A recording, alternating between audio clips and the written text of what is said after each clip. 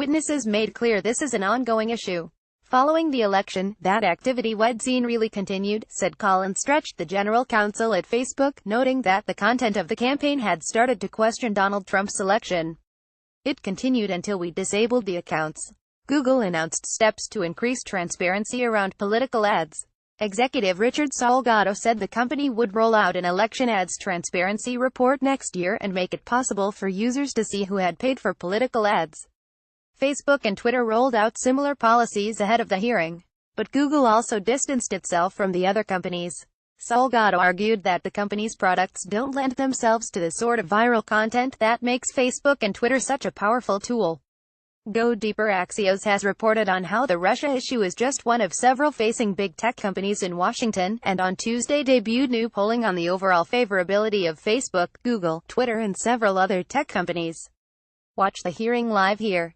On Sam Clovis' nomination to a federal post, given his involvement with George Papadopoulos, who has pleaded guilty in the Russia probe, Sanders is not aware of a need to pull Clovis' nomination.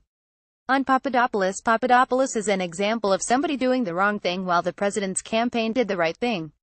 On tax reform's chances in Congress, no matter how great the plan is, Democrats are putting partisan politics ahead of their constituents' pocketbooks.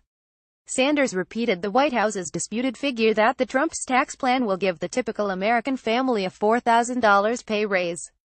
House Financial Services Chairman Jeb Hensarling of Texas announced Tuesday that he won't run for re-election at the end of his term, per the Dallas Morning News. Hensarling said he never intended to make it a lifetime commitment and has already stayed far longer than he had originally planned. Why it matters. Hensarling follows 7 other House Republicans and 2 Republican Senators, Bob Corker, 10, and Jeff Flake, who have announced their plans to retire next year.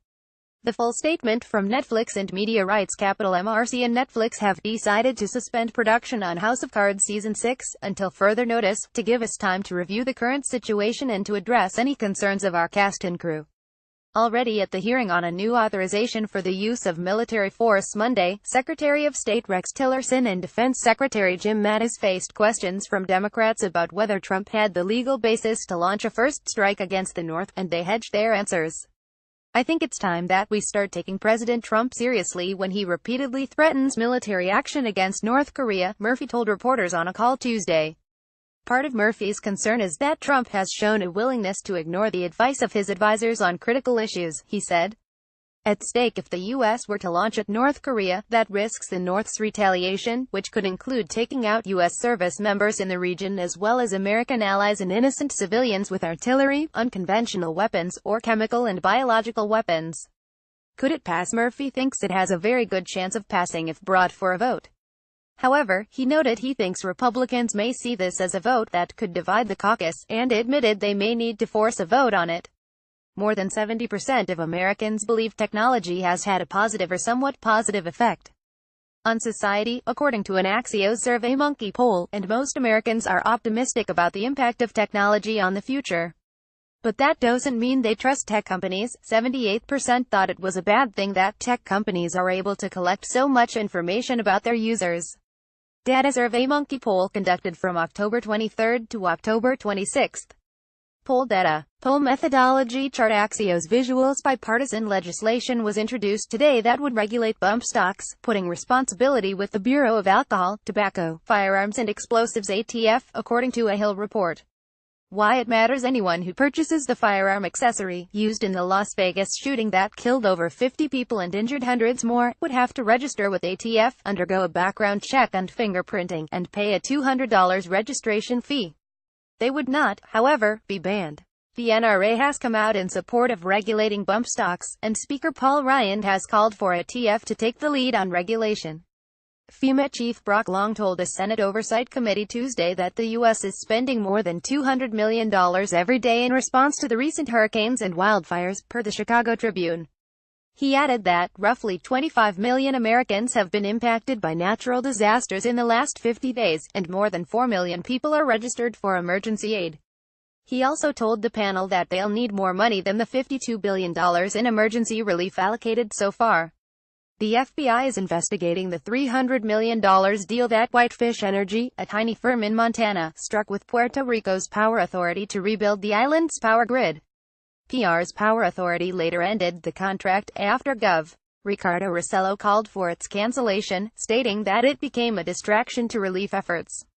The latest on what we know from Puerto Rico, per FEMA and the Puerto Rican government site Boots on the Ground, roughly 15,000 federal civilian personnel and military service members, including about 2,200 FEMA personnel, are on the ground in Puerto Rico and the U.S. Virgin Islands. That's compared to 20,000 Sunday. State help. 35 U.S. states are helping in Puerto Rico, and 22 in the U.S. Virgin Islands. Electricity. Roughly 33% of the island has electricity, up from 30% Sunday. 67% of cell towers have been restored.